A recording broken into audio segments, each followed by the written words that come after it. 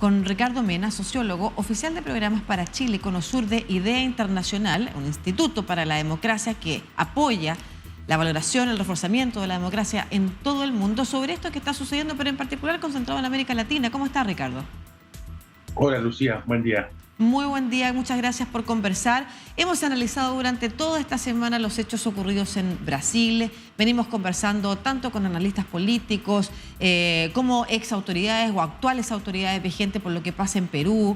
Hemos revisado lo que ha sucedido también en Chile desde el estallido social, el fracaso del texto propuesto en la Convención Constitucional, la incidencia de eso también, por supuesto, en un clima que no prospera en términos políticos ni termina valorando más al Congreso ni a los partidos políticos. Sabemos que la crisis social y económica post-pandemia, más guerra en Ucrania, tensiona las democracias en el mundo. Entonces nos pareció muy relevante, más allá de analizar los casos coyunturales, hablar de algo que está sucediendo a nivel global desde hace un tiempo. ¿Cómo lo puede describir usted? ¿Cómo lo describe IDEA? Bueno, efectivamente, IDEA se suma a estos reportes internacionales que han estado saliendo. Hace poco también, a fines de 2022, publicamos nuestro informe sobre el estado global de la democracia, en el cual se sostiene que efectivamente, como tú decías, hay un retroceso en la valoración de la democracia, pero también hay retrocesos en términos sociales, políticos y económicos sobre la organización de los países. Nosotros entendemos a la democracia no solo como un procedimiento de votar cada 4 o 6 años según sea en cada país, sino que como una forma de convivencia, una forma en la cual la ciudadanía ejerce derechos, libertades y convive cotidianamente. Esa convivencia, esa relación con las instituciones que organizan la sociedad, por la confianza en sus gobiernos y en las instituciones, está siendo muy socavada, está siendo también desvalorizada, y eso ha permitido que surjan discursos autócratas Claro. o más dictatoriales que ofrecen a las personas respuestas concretas y de corto plazo que le hacen sentido. Vamos a hablar de por qué se desvaloriza la democracia, ¿no es cierto? Hay investigaciones que señalan cuáles podrían ser los 2 o 3 elementos prioritarios, los más predominantes en la desvalorización de la democracia. Pero antes de eso, quiero que reconozcamos en el mapa cómo se retrocede la democracia. Porque una cosa es la valoración y otra cosa es la cantidad de personas que en el mundo viven bajo regímenes democráticos, cómo eso ha retrocedido desde la última oleada de las dictaduras de los 70, ¿no es cierto? Estamos también en una época en la que se ha retrocedido la cantidad de población en el mundo que vive bajo regímenes democráticos, es menos que la de hace una década, por ejemplo, o hace 2 décadas. Y así otros elementos que hacen que instituciones civiles pasen, por ejemplo, a manos de instituciones, de funcionarios militares, u otras formas, como usted dice, de socavar las democracias. ¿Cómo podríamos identificar con esos distintos indicadores los retrocesos de la democracia en el mundo? Bueno, hay factores que tienen que ver con la limitación de libertades, por ejemplo, sobre todo con la libertad de expresión. Tenemos países que tienen, sobre todo, por ejemplo, México o también en Centroamérica, que tienen crecientes números de periodistas asesinados. También las libertades civiles tienen que ver con el reconocimiento de derechos de grupos etarios específicos como los grupos indígenas, o también los niveles de corrupción. La corrupción es otro tema que afecta severamente la calidad de las democracias.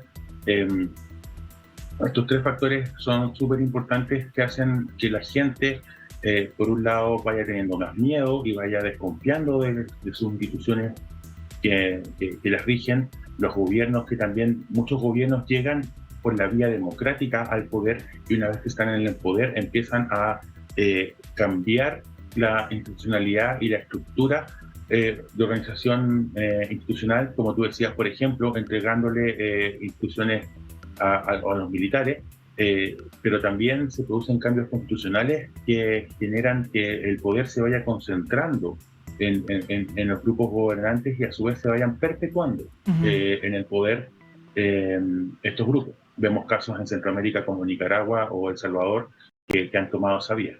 Claro, perfectamente. Podemos reconocer otros casos también, lo mismo que pasó en Venezuela en su momento, lo que intentó hacer Evo Morales también, cambiando la constitución en Bolivia para extenderse en el poder. Son distintas manifestaciones de retrocesos de la democracia, además de la pérdida de los derechos civiles, la pérdida de los derechos políticos, la pérdida de la libertad de expresión, todas esas cosas que van afectando las calidades democráticas de un país y que a veces son casi sutiles e imperceptibles, sobre todo cuando las primeras acciones se toman bajo gobiernos que son altamente populares, pero que no respetan la institución y se terminan, como usted señala, perpetuando en el poder y finalmente terminan afectando a toda una sociedad. Ahora, hablemos de la desvalorización de la democracia por parte de la ciudadanía. Usted hablaba de la corrupción, ese es uno de los elementos.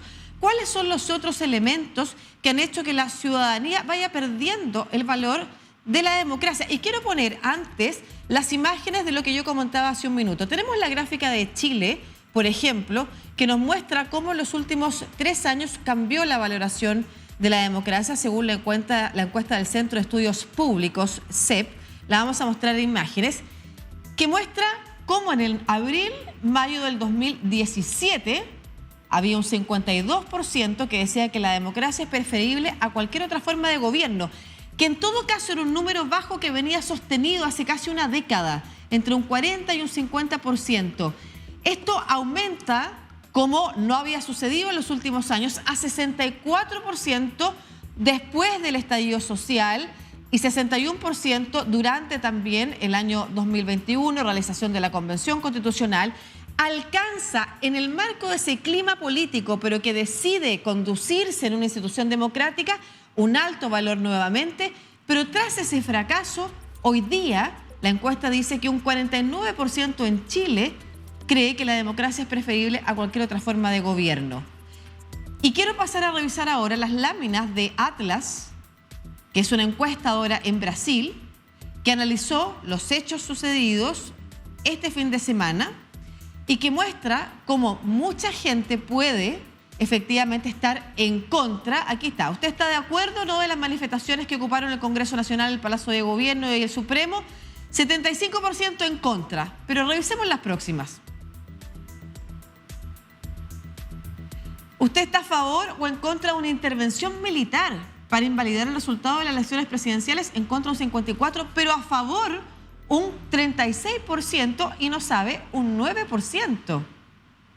Con esas láminas nos queda claro que la situación que pasa en Chile, lo que pasa en Brasil, es posible también encontrarla en otras partes de Latinoamérica, como usted hablaba. La desvalorización por parte de la ciudadanía de la democracia. ¿Cuáles son las razones?